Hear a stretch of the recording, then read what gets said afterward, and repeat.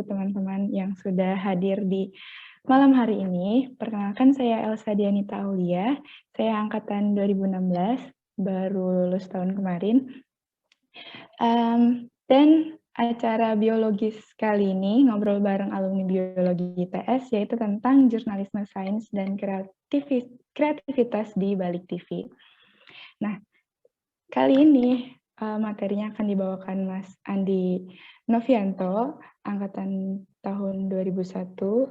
Beliau merupakan jurnalis TV serta produser Si Unyil di Trans 7. Betul ya, Mas? Ya, betul, Mbak. Iya. Ya, langsung saja dipersilahkan kepada Mas Andi. Langsung nih ya? Iya. Oke, makasih Mbak Elsa. Bismillahirrahmanirrahim. Assalamualaikum warahmatullahi wabarakatuh. Selamat malam dan salam sejahtera semua teman-teman biologi. Saya nggak tahu nih yang hadir mahasiswa semua atau ada alumninya berapa orang? Kayaknya nama-nama baru mahasiswa semua nih ya? Sepertinya ya ada mahasiswa, ada kebanyakan alumni juga, Mas. Oke, sebenarnya udah lama gitu kan ditawarin sama Mas Agus dan Bu Dina gitu, untuk ngasih materi di biologis. Cuman karena kebetulan saya sendiri juga terlibat di struktur alumni gitu, jadi sedikit terlibat di program ini gitu, di program diskusi ini gitu. Jadi karena panitia, jadi bagusnya sih ngasih kesempatan teman-teman yang lain dulu gitu. Cuman karena semakin kesini semakin habis orangnya yang mau untuk ngisi, jadinya mau nggak mau kita ngisi. Kemarin si Mas Agus sudah duluan, jadi saya nggak enak kalau nggak ngisi juga. Udah janjiin juga. Oke. Sebenarnya agak janggal juga gitu kan, kita ngasih sharing ilmu dengan teman-teman biologi gitu kan. Biasanya saya lebih banyak sharingnya tuh sama teman-teman mahasiswa Vkom atau sama mahasiswa atau di sekolah-sekolah vokasi broadcast gitu ya. Ini kita ngobrol di alma mater gitu kan, di biologi ITS gitu. Tapi ngomonginnya jurnalisme.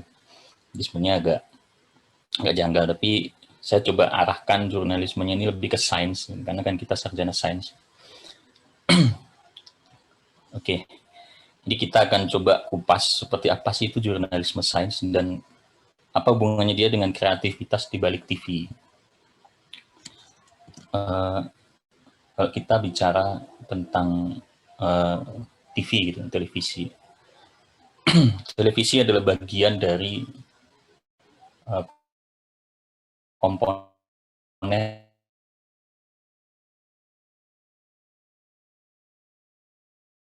komunikasi massa, komunikasi belajar tentang komunikasi massa itu apa.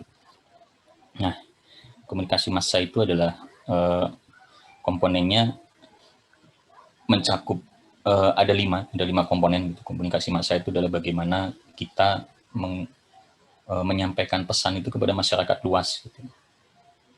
Komunikasinya satu arah, jadi kita menyampaikan, mempublikasikan sesuatu kepada masyarakat luas supaya mereka paham, mereka mengerti. Dan komponennya itu ada komunikator, orang yang menyampaikan komunikasinya, menyampaikan pesan. Kemudian ada komunikan itu orang yang menerima pesan. Kemudian ada pesan yang disampaikan. Terus yang keempat ada media. Media televisi ini bagian dari media. Dan yang kelima yang paling penting adalah ada respon dari masyarakat. Karena kalau kita komunikasi ke masyarakat yang nggak ada respon, berarti komunikasinya gagal. Gitu. Jadi yang harus dilihat adalah kalau misalnya kita menyampaikan pesan kepada masyarakat, ada nggak perubahan di masyarakat itu? Kalau nggak ada perubahan, berarti komunikasi kita gagal. Itu kunci, itu dasar dari komunikasi massa. Kalau teman-teman belajar komunikasi massa, di dalamnya pasti yang paling mendasar adalah belajar itu. Dan kemudian salah satu bagian dari komunikasi massa itu adalah jurnalisme, jurnalistik. Jurnalistik itu dalam bagian dari komunikasi massa, bagaimana kita menyampaikan pesan itu menggunakan kaidah-kaidah jurnalistik. Supaya apa? Supaya mudah dipahami orang. Jadi ada ilmunya untuk bisa menyampaikan pesan itu kepada masyarakat itu melalui ilmu jurnalistik. Makanya di sini nanti kita akan bahas tentang jurnalisme, tapi yang berhubungan dengan sains. Nah, televisi ini mau nggak mau, sampai saat ini televisi itu masih jadi media favoritnya masyarakat Indonesia gitu. Terlepas dari banyak yang ngomong gitu kan, TV nggak mendidik lah, di netizen itu kan kadang bilangnya begitu, udah nggak punya TV lagi, udah nggak percaya sama TV dan lain sebagainya. Faktanya BPS mencatat 2015 TV masih di atas 90%, masih di masyarakat kita masih nonton TV. Mau nggak mau TV itu jadi pilihan. Kenapa? Karena yang pasti TV yang kita bahas di sini tentu TV yang sifatnya free to air, jadi FTA. Free to air itu TV yang kita bisa nonton gratis. Cukup kita pasang antena, kita nyalain modal listrik, udah bisa nonton gitu. Nggak pakai bayar. Itu free to air. Jadi kenapa disebut free to air? Karena frekuensinya bebas di udara. Dan itu dibatasi hanya ada 10 TV nasional. 10 TV nasional yang teman-teman suka nonton di TV itu ya nggak akan bertambah dan nggak mungkin kurang. Nggak akan bertambah lagi karena frekuensinya udah penuh kalau untuk di nasional.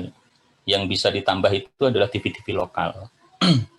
Jadi di lokal, di daerah-daerah, di regional itu dia boleh mendirikan TV sesuai peraturan daerahnya masing-masing. Tapi ya berlaku di daerahnya sendiri. Jadi kalau di Surabaya ya TV lokalnya TV lokal Surabaya. Nanti di Jogja juga khusus di Jogja. Nah, terus ketika survei terbaru dari penonton milenial, karena milenial ini kan sekarang lagi ini ya, yang megang dunia kita ini sekarang ini milenial. Makanya dilakukan survei terhadap milenial. Dan ternyata faktanya juga masih hampir 90% milenial ini masih menggunakan TV itu sebagai hiburan. Meskipun udah ada YouTube dan lain sebagainya. Ini tahun 2019. Apalagi di 2020 ketika pandemi WFH ya. WFH orang banyak di rumah, nonton TV-nya makin naik lagi. Jadi artinya TV ini masih jadi favoritnya penonton, sehingga ketika banyak penonton di sana otomatis iklan juga akan masuk di sana lebih banyak. Kenapa? Karena iklan kan juga dia nyari konsumen, dan konsumennya itu ya penontonnya TV itu. Jadi artinya bisnis TV ini akan tetap stabil meskipun ada YouTube, meskipun ada apalah media-media yang lain. Hanya saja mungkin nanti ke depannya dia akan bergeser. Yang tadinya analog kita akan beralih ke digital. Nah, itu sekilas tentang media TV. Nah, kalau kita bicara TV, mungkin kita akan bicara sedikit siklus dari bisnis TV itu seperti apa sih? Bisnis TV gitu, pasti teman-teman juga udah paham. Kenapa TV swasta ada iklan, TVRI pun nggak ada iklan. TVRI udah pasti pendananya jelas. Tapi kalau TV swasta, dananya dari mana? Penontonnya kan gratis. Otomatis ya TV pasti butuh pemasukan. Makanya adalah siklus bisnis ini. Kita mulai dari audiens, dari penonton. Penonton itu dia butuh hiburan. Dia butuh hiburan, otomatis dia akan memilih TV mana, hiburan mana, program apa yang cocok sama dia. Dia akan memilih TV. Memilih TV itu berdasarkan minatnya. TV yang dia tonton otomatis adalah TV yang yang nggak butuh bayar gitu, yang gratis. Dia bisa mendapatkan informasi, bisa mendapatkan hiburan gratis di sana. Bahkan aman. Kenapa dibilang aman? Karena TV yang tayang gratis itu, free to air itu, otomatis dia ada lembaganya khusus yang memantau, namanya KPI. Otomatis udah pasti dia lebih aman. Mau sejelek-jeleknya acara TV itu masih tetap dipantau sama KPI. Sementara kalau YouTube kan nggak bisa dipantau KPI. Mungkin Kominfo yang bisa melakukan itu kan. Bahkan TV-TV kabel gitu kayak Netflix, Mola, itu kan kita juga nggak dipantau sama KPI. Yang dipantau sama KPI itu adalah TV free to air ini. Terus maaf Mas, ke mute. udah ya. Nah, TV ini 24 jam kita bisa nonton kan, mau nonton bola malam-malam bisa. Dan gratis, nggak bayar, nggak harus jauh-jauh ke Inggris untuk nonton Liga Inggris. Artinya hiburannya hiburan apapun ada di sana, sehingga penonton itu banyak di sana. Nah, banyaknya penonton yang menonton TV ini kemudian digunakan oleh bisnis yang lain, yaitu bisnis survei data. Survei data yang dilakukan oleh Nielsen saat ini. Nielsen itu bisa dibilang satu-satunya yang melakukan survei terhadap audiensnya media, termasuk TV, radio, online. Nah, itu yang digunakan sama Nielsen, dia mensurvei, dia memetakan penonton berdasarkan setiap slot tayangan. Misalnya slot siang itu, atau berdasarkan slot program. Misalnya program A, penontonnya apa? Penontonnya dewasa, anak-anak, laki-laki, perempuan, orang kaya, orang miskin, orang apalagi pendidikannya tinggi, pendidikannya rendah, dia bisa metain itu. Sehingga data ini yang dirilis harian, dia bisa rilis itu setiap hari, daily. Jadi daily, hari ini kita tayang nih, nah kita nayangin program, misalnya siang ini kita nayangin Laptop Si Unyil misalnya. Besok pagi itu udah keluar datanya, penontonnya siapa, ratingnya berapa, share-nya berapa.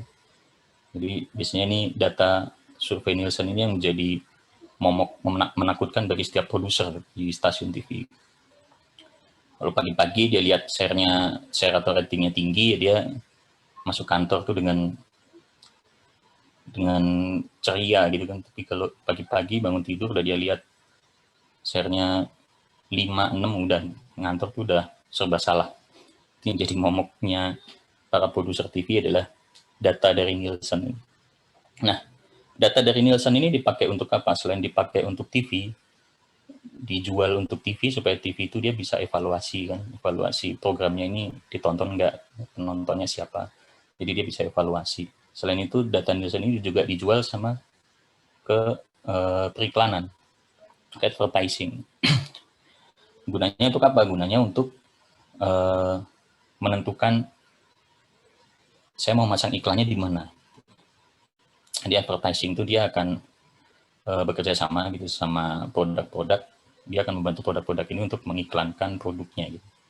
Salah satunya diiklankannya di TV. Nah, di TV itu nanti dia bisa lihat program yang misalnya saya punya produk untuk anak-anak.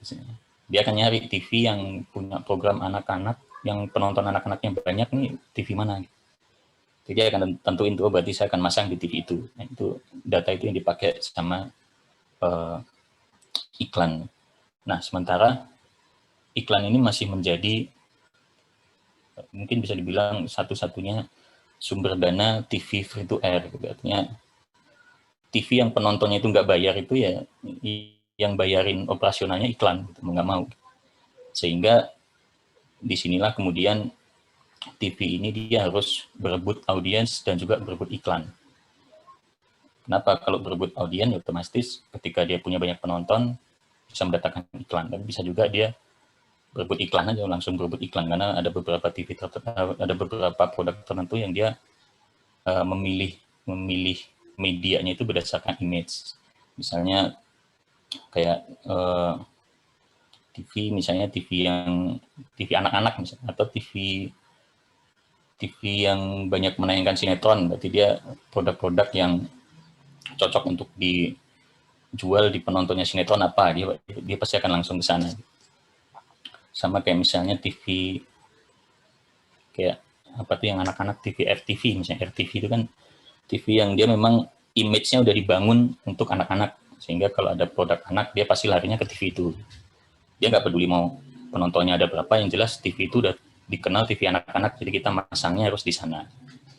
Jadi TV juga dia harus membangun image ketika kita bikin TV ini TV apa gitu. Kayak misalnya Trans 7, image-nya dari ada TV informasi. Kalau kita tayangin sinetron di situ penontonnya nggak ada, karena dia dikenalnya ada TV informasi, semua informasi di sana. Dan kalau misalnya RCTI ya dia isinya sinetron gitu kan. Atau kalau Metro TV dia TV-nya berita, jadi isinya di sana kan berita semua itu. Jadi begitu. Jadi siklus bisnisnya seperti itu, dan sehingga yang ini yang kemudian memicu setiap stasiun TV itu dia akan berebut iklan, berebut audiens, berebut penonton, dan berebut iklan. Ini ya kemudian melahirkan industri kreatif di media TV.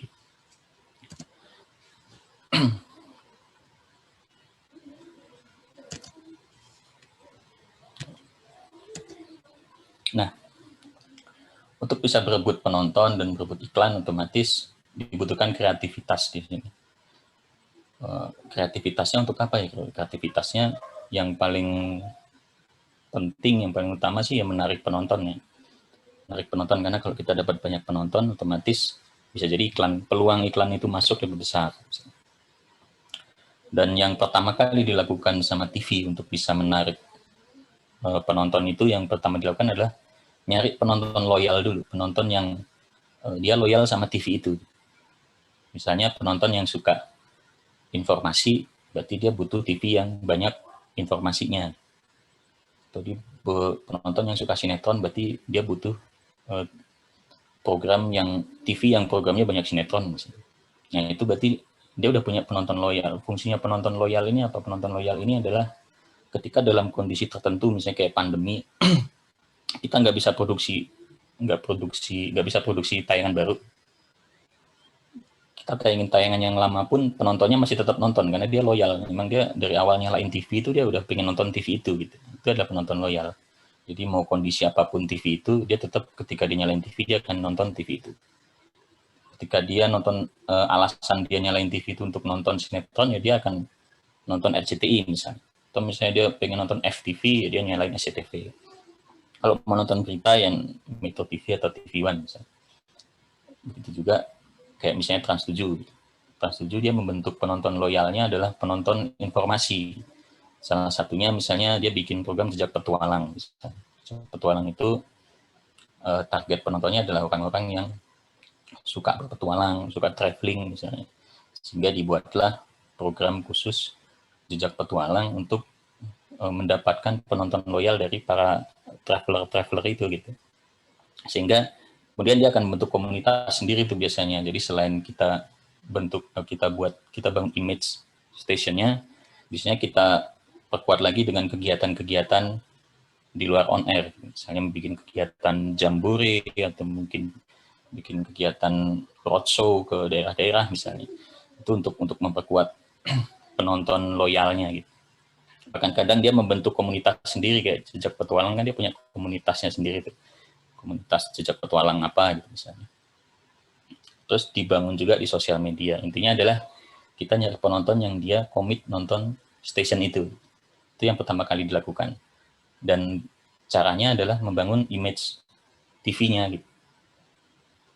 Kayak Trans 7 ya dia membangun image-nya informasi, sehingga orang kalau nyari informasi ya nontonnya Trans 7 misalnya.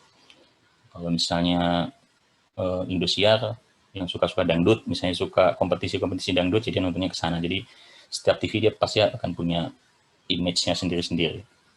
Nah, selain penonton loyal, ada satu penonton lagi yang ini juga sangat penting untuk kita dapatkan, yaitu penonton switcher. Penonton switcher ini yang agak nyebelin gitu, artinya dia adalah penonton, dan ironinya dia adalah penonton yang paling banyak di Indonesia kategorinya ini gitu.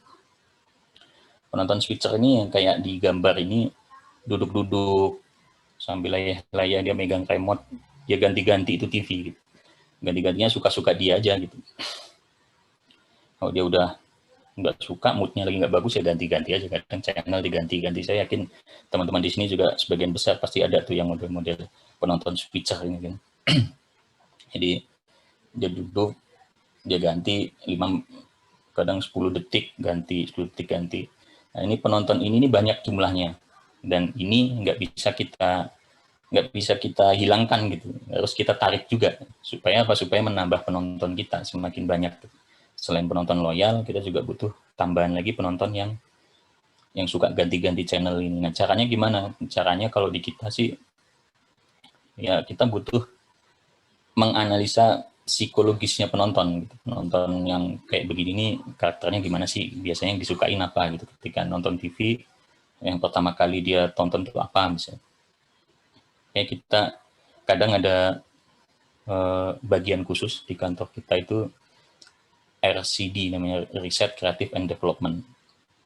Ini dia yang bagian memantau, dia bagian mensurvei penonton. Gitu. Penonton kadang berdasarkan daerah juga, penonton di Jawa Timur tuh seperti apa sih karakternya, penonton di Jawa Tengah seperti apa. Kalau penonton di Jawa Timur tuh dia apa ya, ke daerahnya tinggi gitu. Kalau dikasih tayangan-tayangan yang liputannya di Jawa Timur, mereka baru nonton. Gitu. Yang dekat sama mereka, mereka baru nonton. Tapi kalau yang Jakarta sentris, yang banyak dibahas di perkotaan di Jakarta tuh, kadang mereka nggak suka. Jadi karakternya penonton di Jawa Timur begitu tuh.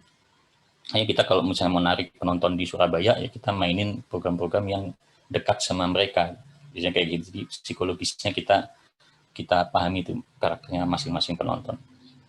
Selain itu juga kontennya juga harus yang mudah dipahami sama mereka. Karakter penonton switcher ini biasanya dia nggak suka mikir gitu. Kalau nonton ya ketika dia pencet dia udah langsung tahu, oh ini sih ini nih, oh ini itu tuh. Jadi harus yang udah familiar dengan mereka. Kemudian juga eksklusivitas itu juga penting. Jadi liputan-liputan eksklusif, misalnya kayak liputan kayak si Unyil gitu. Si Unyil dia pernah liputan pabrik Hot Wheels. Itu media manapun belum pernah liputan pabrik Hot Wheels, hanya Unyil yang pernah gitu. Pabrik Hot Wheels di Penang. Nah, itu kan eksklusif. Jadi ketika orang, apalagi penggemarnya Hot Wheels juga banyak gitu kan. Ketika kita tayangin, ya akhirnya banyak penonton ke sana yang nggak suka Unyil pun akhirnya nonton mau nggak mau karena cuman bisa nontonnya di situ gitu. Ini contohnya. Kemudian juga ada banyak analisanya, banyak bagaimana menggoda penonton switcher ini, karena biasanya tergantung dari usia, tergantung dari jenis kelamin juga gitu, tergantung pendidikannya juga. Saya kita punya data-data itu tuh. Kalau mau narik penonton male harus gimana, penonton female gimana, itu kita pelajari. Ini pekerjaannya produser di TV, dia membaca ini nih, membaca penonton ini. Misalnya gimana supaya bisa dapat tambahan penonton dewasa atau penonton remaja perempuan, berarti kita kasih kontennya yang sesuai dengan mereka kayak gitu. Ini salah satu caranya. Nah, apa namanya? Kalau di TV biasanya kita untuk bisa menarik penonton yang modelnya kayak begini, kita pakai teori ini gitu. Teori otak reptil. Si teman-teman biologi udah paham gitu kan, otak reptil gitu. Otak kita kan ada 3 ya. Ini teori ini juga dipakai sama teman-teman yang biasa bikin iklan. Jadi teman-teman copywriter itu dia menggunakan ini untuk bisa apa ya, supaya iklan itu nancap di kepalanya konsumen gitu. Kalau teman-teman iklan itu dia malah risetnya bisa berbulan-bulan. Jadi dia benar-benar nyari target marketnya siapa, dia survei, kemudian dia cari masalahnya di apa sampai dia dapat apa yang kira-kira bisa promo seperti apa yang kira-kira bisa nancap di otak reptilnya konsumen gitu. Kenapa? Karena otak reptil ini ya dia otak yang paling primitif gitu kan. Otak yang reptil cuman punya otak ini gitu kan. Otak reptil. Jadi dia berpikirnya hanya insting, tapi dia bisa menjadi pengambil keputusan di sana gitu. Makanya kadang orang kita kadang-kadang kita nyebutnya itu apa ya, bawah sadar ya, atau apalah gitu, mungkin teman-teman biologi yang lebih paham. Tapi yang jelas kalau di kita target kita adalah bagaimana pesan yang kita sampaikan itu nancap di otak reptilnya dia. Karena otak reptil ini nggak mau capek-capek mikir deh. Jadi ketika kita buat tayangan itu masuk di otak reptilnya dia akan stay. Tapi kalau di otak reptilnya dia udah nggak suka, ya udah dia akan ganti. Akhirnya penonton switcher tadi dia nontonnya pakai otak reptil. Sebagian besar penonton kita masih pakai ini gitu. Udah nggak mau mikir dulu. Kalau misalnya kita mau liputan tentang teknologi gitu kan, di depan kita kasih teknologi yang berat-berat ya pasti diganti. Gimana caranya teknologi itu bisa dinikmati sama dia, ya di depan kita kasih dulu tayangan-tayangan yang memanjakan otak reptilnya dia gitu, supaya dia jadi penasaran, kemudian dia stay dengan tayangan itu. Ini simpelnya seperti itu otak reptil ini. Jadi biasanya kita ada tahap-tahapannya. untuk bisa menarik penonton. Ini juga berlaku untuk semua sih, nggak cuma di TV. Teman-teman yang bikin konten di YouTube pun pasti dia juga akan menggunakan ini, karena memang dasar psikologinya manusia seperti ini. Apalagi di Indonesia gitu, yang sebagian besar penontonnya itu masih pakai ini. Makanya dikasih sinetron, dikasih lagu dangdut, dia masuk. Karena gampang diterima sama otak reptilnya penonton. Nah, kalau kita biasanya menggunakan misteri 15 detik, menggunakan strategi 15 detik ini. Biasanya kita menggunakan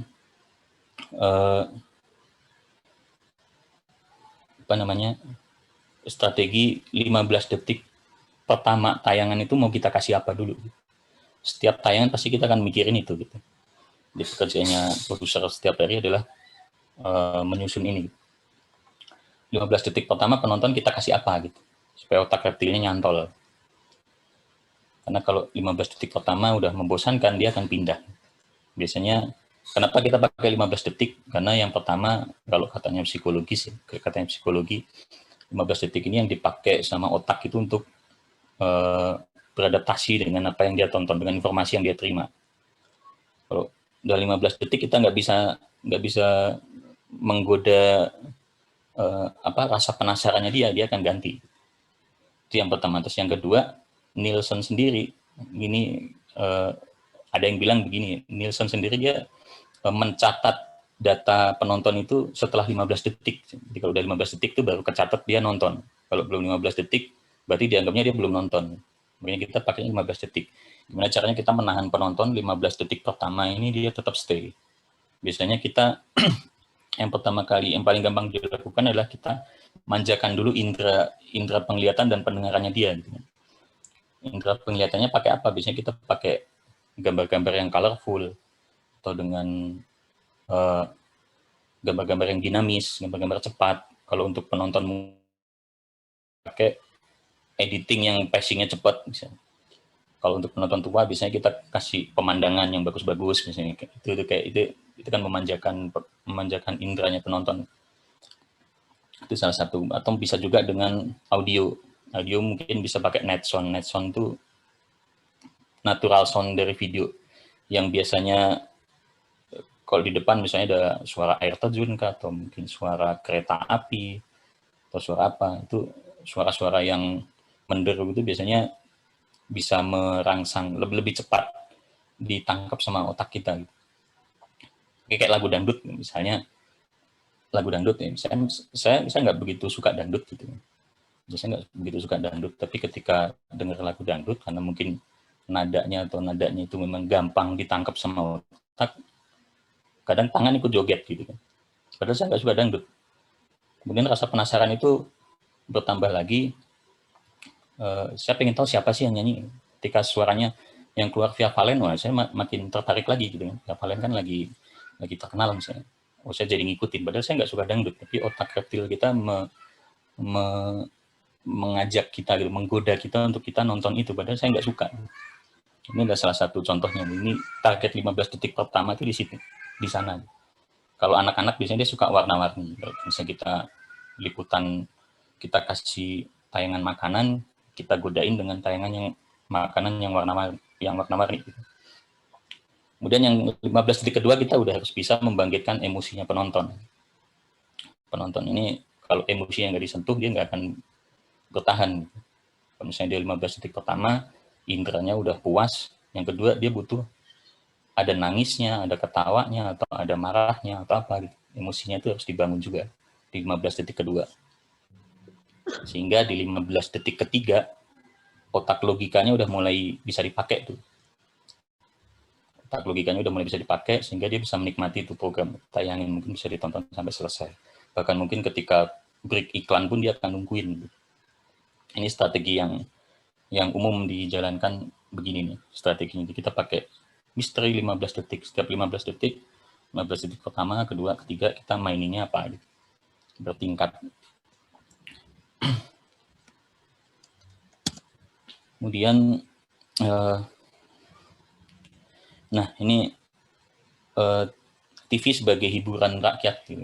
TV itu masih menjadi hiburannya rakyat, sehingga tidak ada program di TV itu yang nggak menghibur, semuanya pasti menghibur. Bahkan program berita pun dibikin sedemikian rupa supaya dia menghibur. Nah, kalau beritanya cuma kaku, nggak menghibur, ya kadang orang malas gitu nonton. Tapi kalau berita yang ada hiburannya pasti ya orang suka. Nah, dari sini kita akan coba arahkan ke produk jurnalistik. Jadi jurnalistik itu, karya jurnalistik itu juga bisa menjadi sebuah hiburan di TV. Nah, kita akan coba mengarahkan hiburan seperti apa yang kita mau kasih ke penonton itu dari sisi jurnalis TV. Sehingga jurnalis TV ketika dia membuat tayangan di TV, dia juga harus punya konsep menghibur penonton. Kalau nggak menghibur, karya jurnalistiknya nggak menarik buat penonton, nggak akan bisa dapat penonton. Mau kita mau kasih tayangan yang seidealis apapun, kalau nggak ditonton juga percuma kan. Karena komunikasi massa tadi salah satu komponen yang penting adalah harus ada respon dari penonton. Kalau nggak ada respon dari penonton berarti komunikasi massanya gagal. Makanya kita informasi juga kita harus kemas dengan hiburan gitu. Ada entertainment-nya di sana. Makanya di Trans 7 kita banyak program informasi yang kemasannya itu macam-macam. Kayak di Unyil misalnya teknologi gitu kan, sains dan teknologi, kita pakai boneka Unyil. Kemudian di Otan kita pakai animasi, Sibolang kita pakai cerita keseharian anak-anak di daerah-daerah gitu. Ada Mancing Mania, kemudian ada Jejak Petualang gitu kan, informasi petualangan yang dibungkus dengan informasi budaya dibungkus dengan petualangan gitu. Ini salah satu contohnya. Beberapa contohnya. Nah, bagaimana membuat ini gitu? Artinya bagaimana membuat sebuah karya jurnalistik yang bisa menghibur tuh seperti apa sih gitu. Nah, saya coba menghubungkannya dengan bidang kita. Kita kan orang sains gitu. Dan kita tahu bahwa sebenarnya sains itu adalah salah satu materi jurnalistik yang cukup menghibur sebenarnya. Kenapa? Karena sains itu kan gak ada habisnya gitu. Pengetahuan itu gak ada habisnya.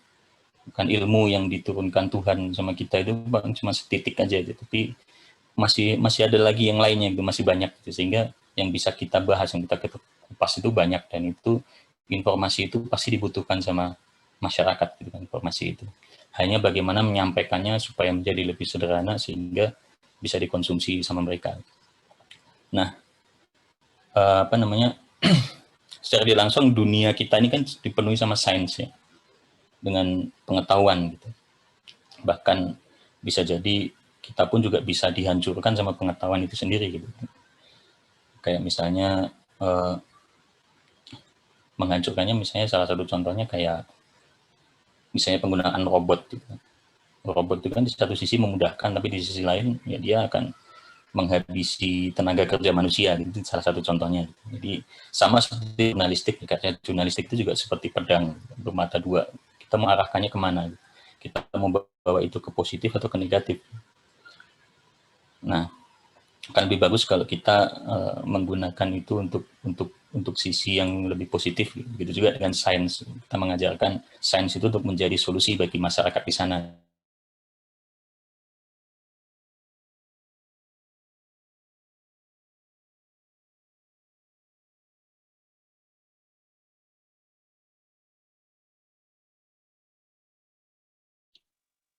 Tes. Maksud adalah kalau menurut Dr. Arli Aditya Parikesit ini, dia salah satu ahlinya jurnalisme sains di Indonesia. Dia dosen UI, kalau nggak salah jurusan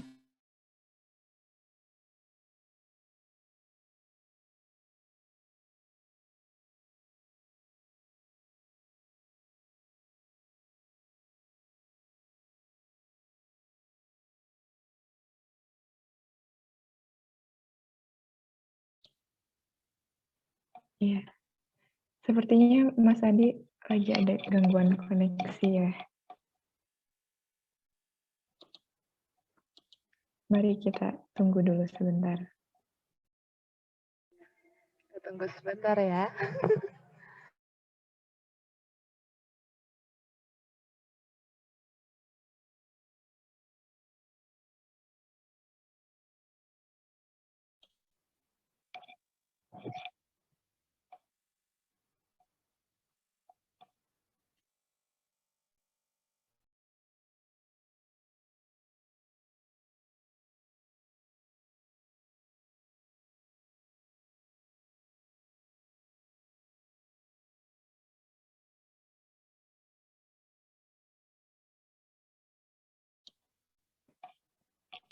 Iya, sambil menunggu, wah ini banyak banget nih yang hadir malam hari ini.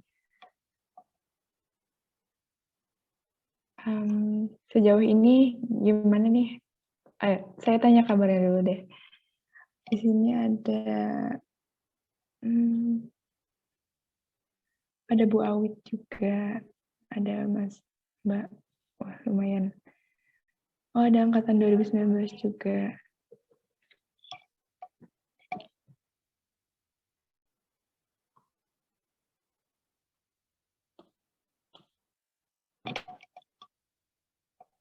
Di sini ada yang udah cukup familiar belum nih sama dunia jurnalisme?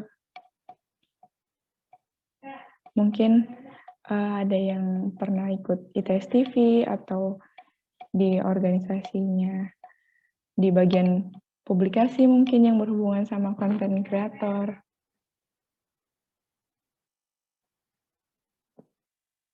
Kalau ada mungkin bisa cerita-cerita.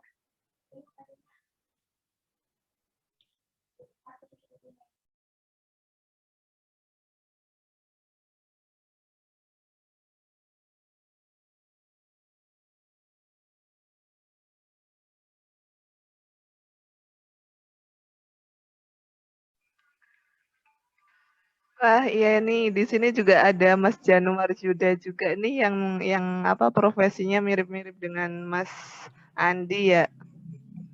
Mungkin Mas Januar bisa sharing-sharing sedikit sambil menunggu Mas Andi masuk lagi.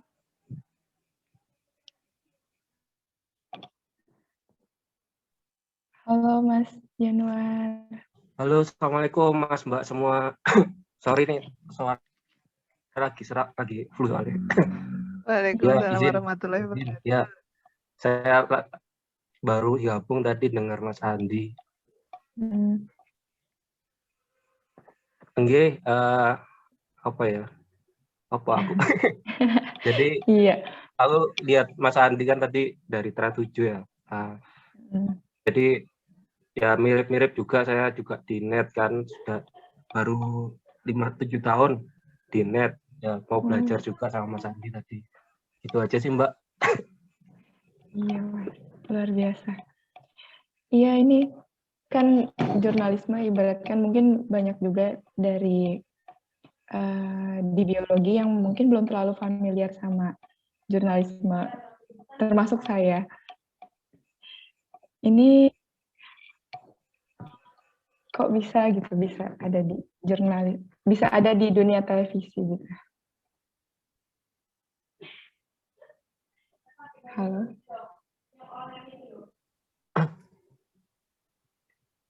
Iya Mbak. Iya Mas.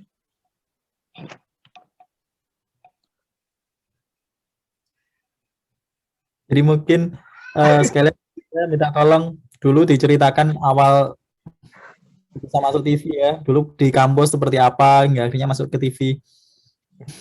Sampai jadi artis sekarang. Iya, jadi dulu suka kerja di kampus Mbak, di apa?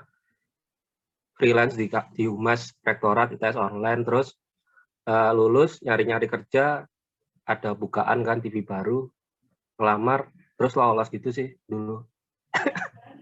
Itu Mas Agus. Wah. Oh kok? Iya gitu Mas Agus.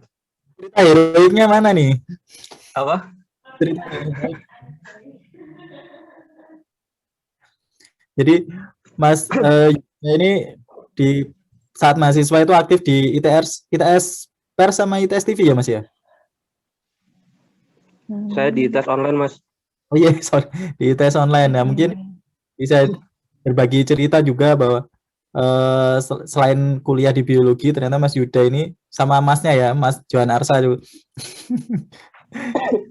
Sipil itu juga aktif di ITS online. Mungkin bisa diceritakan Mas, mungkin buat teman-teman mahasiswa yang lain kalau mempunyai passion di dunia jurnalistik itu bisa dikembangkan sejak masih mahasiswa gitu Mas. Iya ya Mas. Ya jadi di ITS kan ada itu apa namanya? Apa kayak kerja part time gitu kan. dulu sih ada website, tapi saya nggak tahu sekarang masih ada apa enggak.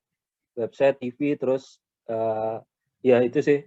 Kalau yang online itu dulu ngurusin majalah sama website. Tapi saya sekarang kurang tahu untuk sekarang gimana ya. Itu sih Mas. Nah kalau yang di TV, kalau yang Mas Andi jelasin tadi kan, saya lihat kan banyak megang program-program. Kalau 30 menit itu kalau di yang saya tahu sih magazine ya, tipe magazine. Jadi ya program-program panjang itu lebih ini sih, lebih sulit sih. Makanya saya juga ingin belajar sama Mas Andi gitu Mas.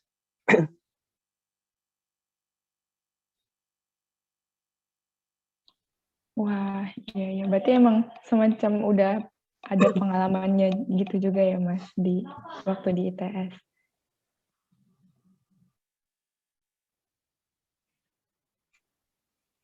Seru juga ya. Penasaran nih, dulu Mas Januar ini apa namanya? Kok bisa masuk di net itu gimana Mas? Lewat jalur umum, apa jalur khusus, atau jalur apa? Kepo nih kita.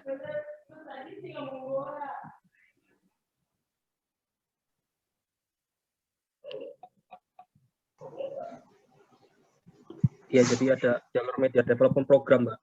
Jadi penerimaan besar-besaran gitu.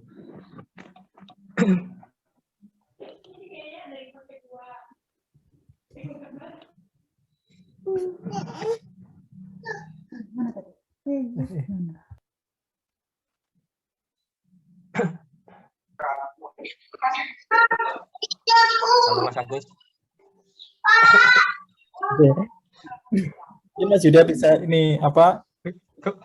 Kok jadi aku Mas? Kok jadi aku? Gimana tuh? Enggak, sorry. Jadi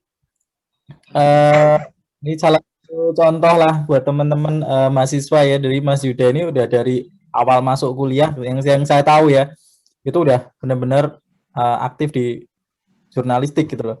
Di saat teman-temannya aktifnya di organisasi kemahasiswaan, aktif di lab gitu. Dia ini udah banyak nulis juga, luar biasa produktif, dan sekarang udah jadi presenter istilahnya. Kuliner di Net TV yang nggak salah.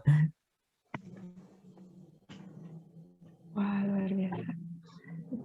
Nah, sebenarnya kita udah minta Mas Yuda ini untuk jadi narasumber juga. Mumpung ini masalah koneksi, sekalian aja kita todong. Iya Mas.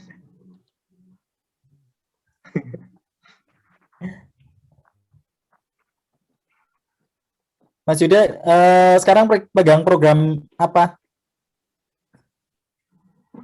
Saya sekarang ini Mas lagi ngerjain E-pop sama Muslim Travelers di net. Muslim Travelers itu yang buat Ramadan, itu yang biasa ada selebgramnya itu Mas. Iya. Biasanya jalan-jalan gitu ya, Mas, keluar negeri gitu. Iya, biasanya keluar negeri, tapi ini enggak. Karena pandemi. Iya. Betul. Pandemi ini berpengaruh banget nggak sih, Mas, ke dunia penyiaran gitu, apa televisi? Semua terdampak sih kayaknya ya pandemi ya. Program-program banyak yang bungkus, terus pengurangan efisiensi juga, kayaknya semua sih. Tapi mungkin media juga yang paling terdampak sih, media gitu Mbak.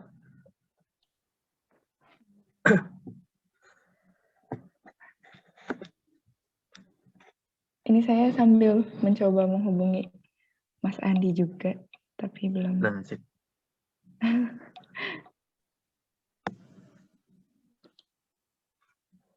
Wah, ini ada Pak Triyono di kolom chat. Pak Tri, pemirsa rebahan. Luar biasa. Pak Tri, apa kabar Pak Tri?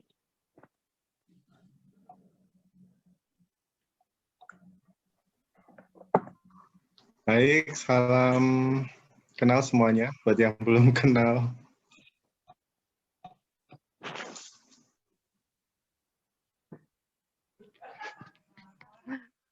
Pak Tri, gimana kabarnya di sana? Sudah selesai kah?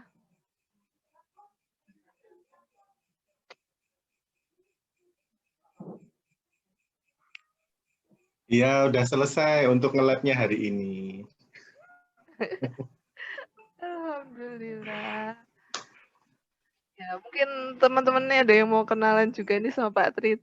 Bisa perkenalkan diri. Sudah kenal sepertinya, Sambil Bu. menunggu. Loh, ada yang belum. Kalau Mas Agus ini saya sudah kenal ini, kenal baik. Ketemu di mana ya, Mas? Saya lupa. Nah, itulah saya juga lupa. Tiba-tiba baik aja. Di sini selain saya, mungkin ada tadi saya lihat ada ini juga ya, ada Bu Awi, terus kemudian ada Bu Dewi, Bu Nailis juga sudah rawuh. Mungkin bisa ini, halo. Iya, iya. Belum dapat dihubungi nggih, Mas Andinya? Sudah, Mas Andi sudah balas lagi coba Good, great. bergabung. Iya.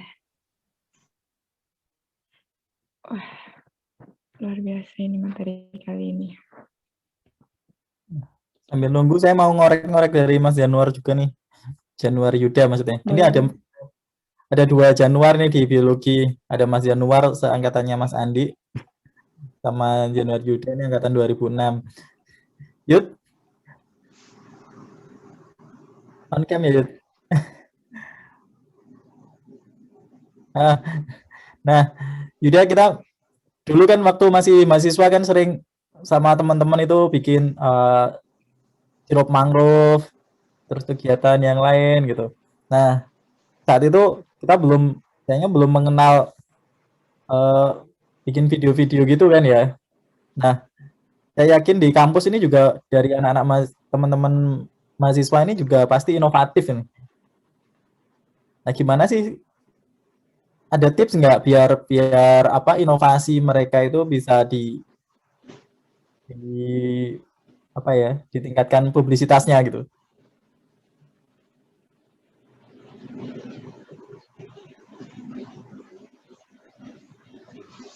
Ini soal apa Mas? Video Mas? Video. Ya, mungkin saat ini kan yang lagi marak kan itu ya. Ya nggak hanya sekedar video sih, mungkin yang soal publikasi lah. Gimana sekarang publikasi yang efektif?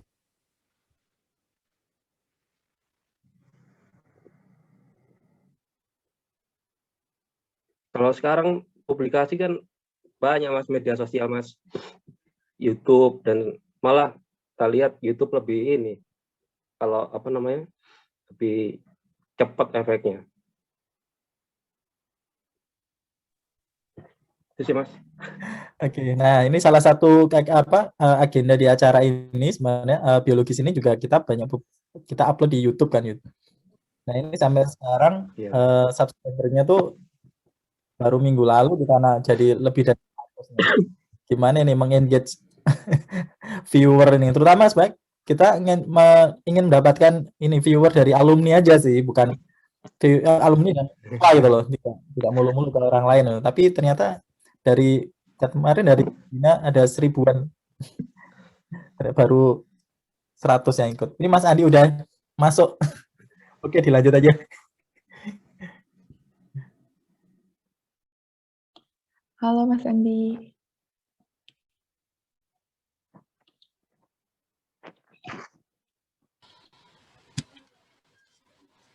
Halo, sorry.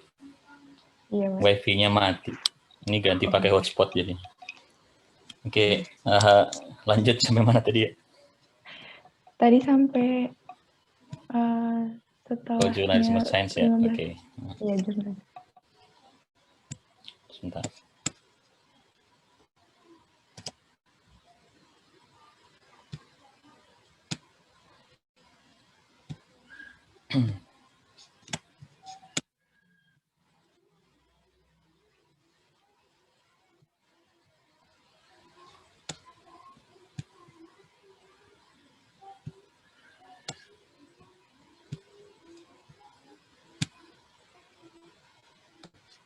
Oke. Oke, sampai sini ya. Oke, kita lanjut jurnalisme sains. Kalau menurut halo, tes cek. Masuk ya? Ya, masuk. Oke. Jurnalisme sains adalah karya jurnalistik yang memang berdasarkan sains, gitu, ilmu pengetahuan. Ciri-cirinya yang paling sederhana adalah bagaimana dia menuliskan sebuah karya jurnalistik itu, membahas sebuah pengetahuan itu dengan pengandaian-pengandaian supaya mudah dipahami.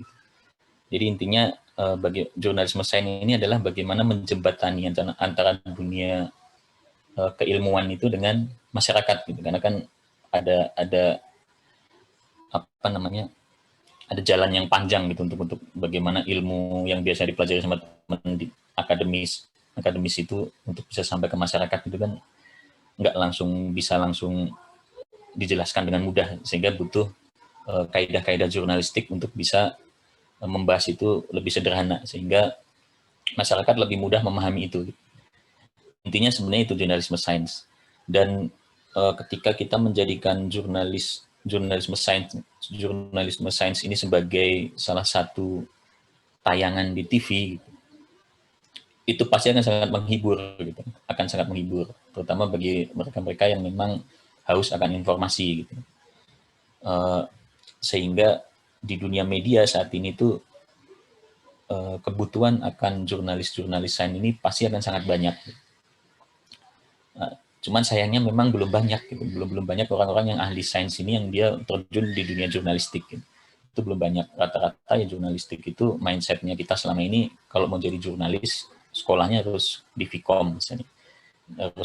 Harus sekolah jurnalistik baru bisa jadi wartawan. Sebenarnya enggak juga, jurnalis itu bisa siapa aja. Dan kebutuhan akan jurnalis sains ini sebenarnya sangat butuh banget, gitu, karena media sekarang juga udah luas, gitu, udah banyak media selain TV juga ada online, gitu, dimana di situ juga butuh jurnalis sains juga di sana, gitu. Nah, tugas seorang jurnalis ini sebenarnya adalah bagaimana membawa ilmuwan itu lebih membumi. Ilmuwan yang biasanya dia menggunakan bahasa-bahasa yang ilmiah, gitu kan. Kayak misalnya saya pernah wawancara sama profesor, gitu. Yang paling sering misalnya di IPB, gitu, profesor tentang makanan, karena kan kita sering bikin liputan-liputan tentang bahan pangan.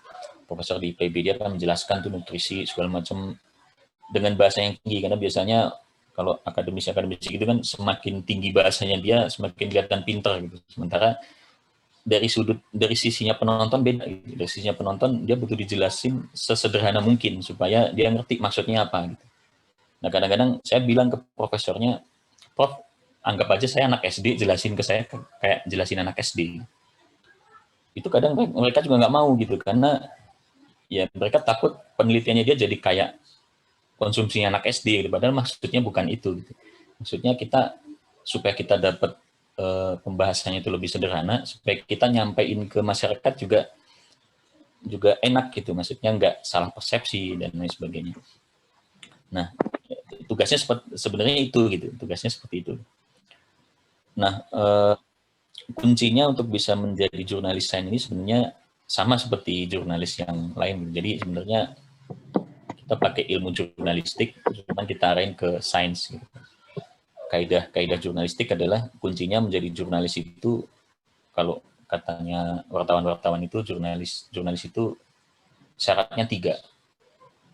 Dia harus riset. Jadi kuncinya jurnalis itu memang harus riset. Dia harus mendalami sesuatu, gitu. Sesuatu tema atau topik yang dia bahas tuh dia harus dalamin. Jadi nggak bisa cuma di permukaan terus kemudian disampaikan. Itu pasti beda dengan ketika dia menganalisa sendiri, dia meneliti sendiri, kemudian dia sampaikan itu ke masyarakat, itu hasilnya akan beda. Kalau Albert Einstein bilang kan, kalian nggak akan bisa menceritakan dengan lebih sederhana kalau nggak paham, gitu. Albert Einstein bilangnya gitu. Sama kayak jurnalis juga seperti itu. Kita harus paham dulu yang kita mau bahas ini apa. Gitu. Nah, kalau misalnya kita mau bahas kayak sekarang, gitu kan, pandemi COVID, gitu, tentang virus, gitu. Misalnya kayak 3M, gitu kan, kampanye 3M. Kenapa kampanye 3M itu di pelosok-pelosok nggak berhasil gitu? Di pelosok-pelosok orang masih nggak pakai masker, masih deket-deketan. Gitu. Bisa jadi yaitu komunikasi masanya yang gagal. Gitu.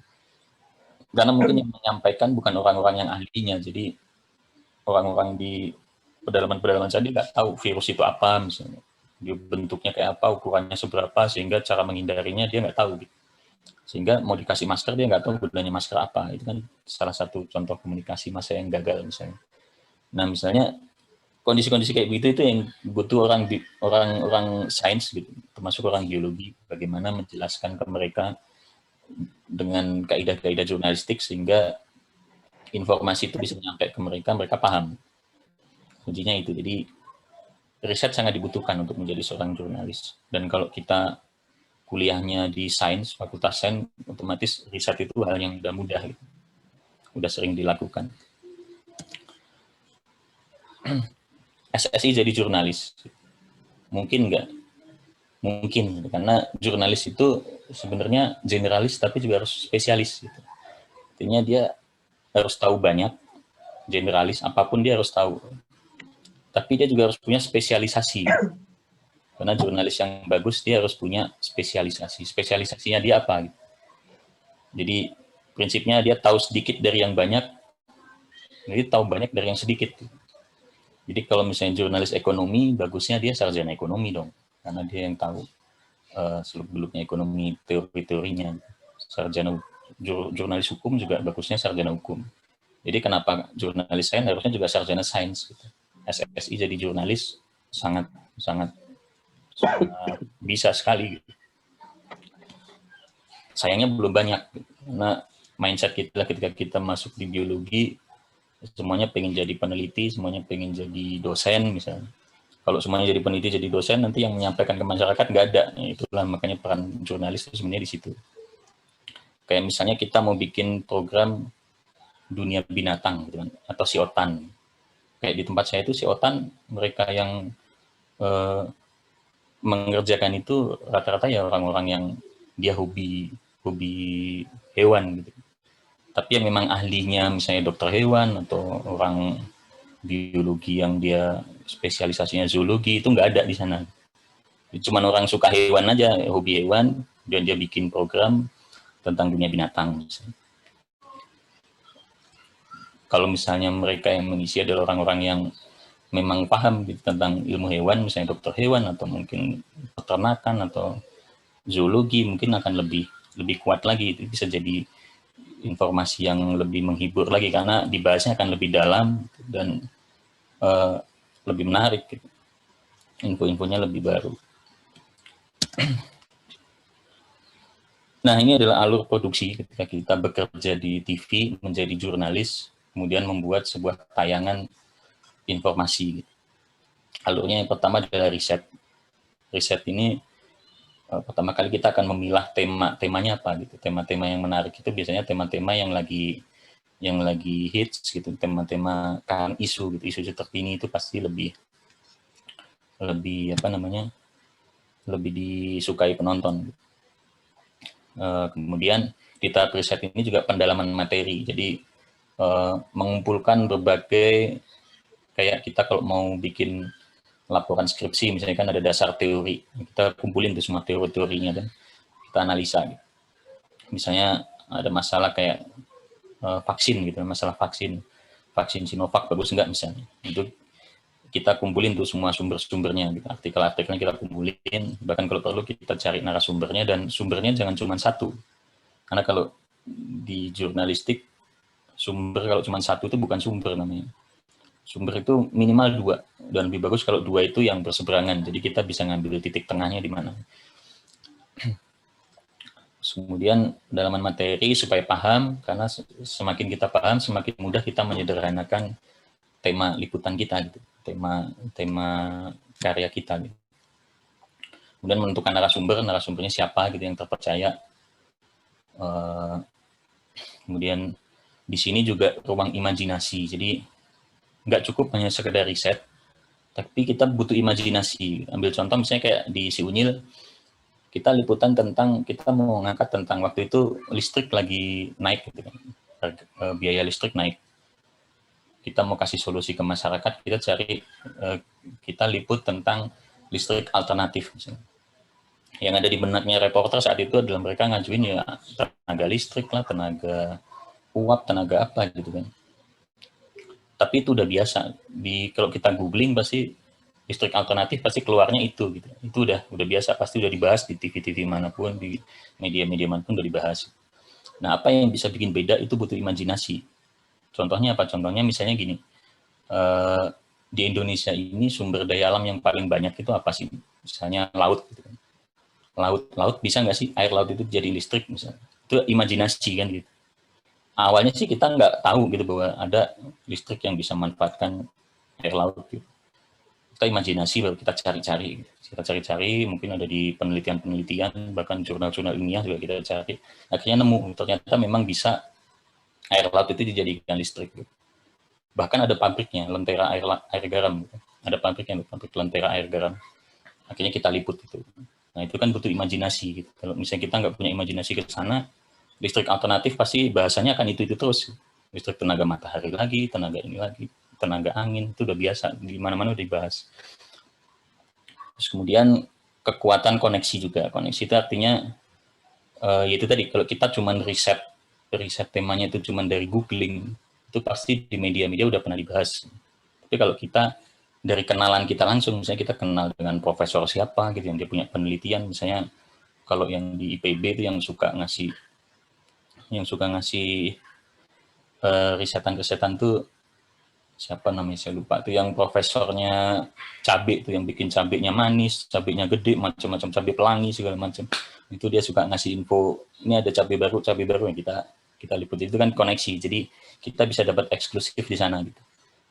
Yang di TV lain mungkin nggak dapat karena kita kenal sama dia, akhirnya kita bisa dapat berita itu. Ini kekuatan koneksi gitu. Itu di tahap riset isinya itu gitu. Jadi reporter itu kalau dari tahap riset udah nggak bisa diganggu, dia udah sibuk sendiri. Setelah tema dia dapat, misalnya lanjut ke tahap pitching. Pitching ini adalah memperkuat gagasan. Jadi tema yang udah didapat mau dikemasnya seperti apa nih di tayangan. Kita mulainya dari mana? Termasuk teori 15 detik tadi masuk di pitching ini. Biasanya kalau udah pitching, kameramen kita akan tanyain tuh, gambar kamu 15 detik pertama dikasih apa gitu. Misalnya liputan tentang makanan gitu ya, tentang makanan, pabrik makanan gitu. Kita tanya 15 detik pertama penonton mau dikasih apa nih? Itu dibahas di tahap pitching.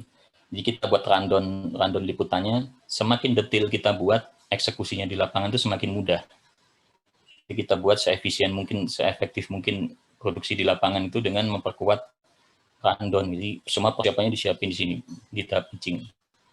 Termasuk fiksasi rencana, jadwal dan lain sebagainya. Kan kalau kita liputannya keluar kota tuh biasanya nyambung. Misalnya 15 hari langsung ngerjain 3 episode. Itu setiap hari harus sudah ada rencananya, udah jelas tuh. Hari pertama ngapain, kedua ngapain, ketiga ngapain. Kemudian dari pitching baru kita berangkat ke lokasi untuk syuting. Kita nyebutnya tapping, jadi perekaman gambar. Nah, di sini yang bertugas adalah berdua, reporter dan kamera person dan kameramen berdua. Jadi kemana-mana dia pasti berdua. Nah, ini butuh kerjasama yang bagus antara keduanya. Jangan sampai kameramennya minta begini, reporternya minta begitu, akhirnya berantakan lah itu di lapangan. Butuh kerja keras dan kerja cerdas. Artinya ketika ketemu kendala di lapangan udah harus bisa mengatasinya sendiri. Atau mungkin dia nyari alternatif, misalnya nyampe di lapangan narsumnya ada yang nggak bisa, dia harus reporter, dia udah harus bisa nyari alternatif, apa nih gantinya apa nih. Jadi dia harus punya plan A, B, C, D, E dan seterusnya. Jadi nggak bisa cuma satu plan, karena yang udah fix di persiapan aja kadang masih miss gitu kan ketika di lapangan. Kemudian manajemen waktu sangat dibutuhin, karena ketika keluar kota kan beberapa hari dia harus atur jadwal, jadi manajemen waktunya harus bagus. Kemudian teamwork, dan di tahap ini dilakukan pengumpulan data, wawancara narasumber dan lain sebagainya. Baru setelah semuanya dapat, reporter dia kemudian akan melanjutkan bikin naskah liputannya, Kemudian kameramennya dia foldering gambar-gambarnya dikelompokin per scene gitu. Baru bisa masuk ke tahap editing. Di tahap editing inilah ruang kreativitas itu bekerja gitu. Kita mau ngemasnya gimana nih, dari belanjaan yang udah didapat kita mau akalin gimana supaya tampilannya bisa bagus sampai dia bisa tayang. Proses produksinya seperti ini. Nah, intinya adalah jurnalisme sains ini bukan pekerjaan yang remeh gitu. Artinya tetap dibutuhkan sama seperti karya jurnalistik yang lain, bahkan mungkin lebih effortnya lebih besar gitu. Butuh talenta juga, butuh kreativitas, imajinasi, dan yang lain-lain, termasuk terakhir kerendahan hati. Jadi artinya jurnalis harus tetap membumi, gitu. Artinya jangan merasa dia paling tahu, meskipun mungkin dia tahu banyak. Teman-teman reporter yang di Si Unyil itu akhirnya jadi pinter-pinter, gitu, karena kan dia sering mainnya sama profesor-profesor, gitu kan, diputus jadi pinter-pinter. Tapi ya harus tetap rendah hati, tetap membumi, gitu. Jangan merasa ini. Nah, buat yang pengen belajar lebih banyak tentang jurnalisme sains, sebenarnya ada websitenya. Ini mungkin bisa dicoba dibuka. Di sini ada member juga, ada member. Kalau misalnya mau daftar silakan, di situ bisa. Di sini nih perkumpulan orang-orang jurnalis sains seluruh dunia. World Federation of Science Journalism, WFSJ. Bahkan ada e-learningnya juga di situ, PDF-nya. Kalau misalnya mau teman-teman belajar bahasa Indonesianya ada juga, silakan di-download, di situ ada, di sini di Course Index Indon ini bisa dilihat. Di situ ada orang Indonesianya juga yang jadi jurnalis, jadi pengurusnya juga, lupa saya namanya, hari siapa gitu, lupa. Dia jurnalis online kalau dia bukan TV. Bisa coba belajar di sana. Tapi sebenarnya di sini ini untuk jurnalis yang udah aktif ya. Kalau untuk teman-teman mahasiswa mungkin ya buat belajar-belajar, tapi kalau misalnya di kampus ada ada newsnya juga, ada misalnya wartawan online di kampus, boleh juga sih belajar di situ. Maksudnya ngumpul aja, sharing ilmu di sini nih, wfsj.org. Bisa dibuka, silakan dibuka. Nah, paling itu aja sih dari saya ya. Mungkin kalau ada yang belum kenal, saya Andi Novianto. NRP-nya 1501 10036, udah ketahuan lah angkatan berapa kan, 1501. Saya sebagai video jurnalis di Trans 7, dan saat ini dipercaya sebagai produsernya program Si Unyil. Kalau dulu namanya laptop Si Unyil, tapi sama saya laptopnya dihilangin, gitu, karena laptop udah tinggalan zaman, sekarang zamannya udah tab. Laptopnya saya hilangin jadi Si Unyil aja. Beberapa penghargaan yang pernah saya dapat bersama Si Unyil, ada Indonesian TV Award 2017-2018 berturut-turut, program siang terfavorit. 2019-nya kita boykot, nggak ikut karena masalah persaingan bisnis lah biasa. Kemudian ada juga anugerah penyiaran ramah anak KPI itu 2019-2020. Biasanya ini lahannya si bolang sih kalau KPI, tapi kita berhasil dapat juga 2019-2020. Kemudian beberapa program yang saya pernah jalani dari pertama kali saya jadi jurnalis, langsung di program TKP. TKP itu tajuk kriminal perkotaan ya. Program-program kriminal, jadi normalnya memang jurnalis itu memulainya dari berita-berita kriminal. Karena liputan kriminal itu melatih inisiatif, terus belajar nyari koneksi juga. Dimulainya dari kriminal. Kalau mungkin teman-teman pernah nonton drama Korea itu ada judulnya Pinocchio. Nah, sama seperti itu. Jadi di awal kita pasti digemblengnya jadi wartawan kriminal dulu gitu kan, tidur-tidur di polsek lah apa. Kemudian baru masuk ke redaksi dan seterusnya sampai masuk ke program-program. Ini sedikit gambaran posisi struktur organisasi di divisi pemberitaannya Trans 7 ya, divisi news. Jadi kita tuh di bawah direktur produksi. Jadi kalau di Trans 7 itu ada 3 direktur. Direktur utama, direktur produksi, sama direktur keuangan. Kalau direktur produksi dia membawahi divisi pemberitaan. Divisi pemberitaan ini ketua divisinya, kepala divisinya disebut juga pemimpin redaksi ya, Pemret ya, ketua divisinya. Kemudian ada juga ketua divisi produksi. Kalau produksi ini untuk acara-acara produksi, acara-acara yang melibatkan artis, kemudian kayak OVJ dan lain sebagainya itu masuknya di divisi produksi. Terus divisi produksi dan support teknis ini kayak editor itu masuknya ke sana, atau kru studio itu masuknya di sana, audio man, lighting man itu masuknya di sana. Kalau di news kita khusus pemberitaan, program pemberitaan dan informasi. Di bawahnya ada 2 kepala departemen, dibedain lagi, ada hard news dan soft news kan. Kalau hard news dia masuknya di buletin ini berita-berita harian, kemudian hard news lah, intinya berita-berita current lah. Kemudian ada juga magazine, sama kayak namanya magazine kan, majalah, jadi lebih ke feature, lebih ke soft news, itu masuknya di magazine. Jadi magazine itu di bawahnya ada lagi EP, executive producer, yang dia dibedakan berdasarkan genre-nya. Ada genre religi, entertainment, adventure gitu kan. Suka adventure dia masuknya di program-program adventure, dia masuknya di sini nih. Nah, kalau saya kebetulan ada di bawah entertainment, edukasi entertainment. Di situ ada 3 program, ada si Bolang, si Unil, dan si Otan.